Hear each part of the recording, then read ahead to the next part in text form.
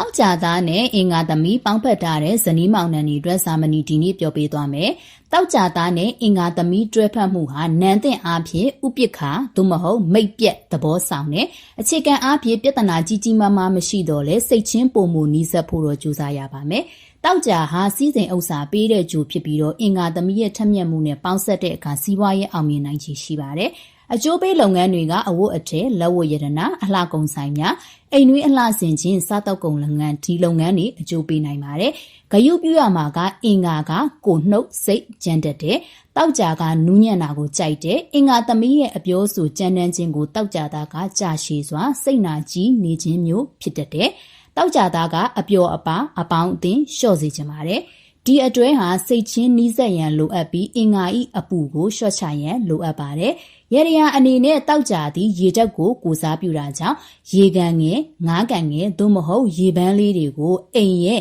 မြောက်အရက်မှာထားရှိပါကအင်္ဂါရဲ့အပူရှိန်ကိုထိန်းချုပ်ပြီးအိမ်တောင်ကိုငြိမ်းချမ်းစေပါတယ်။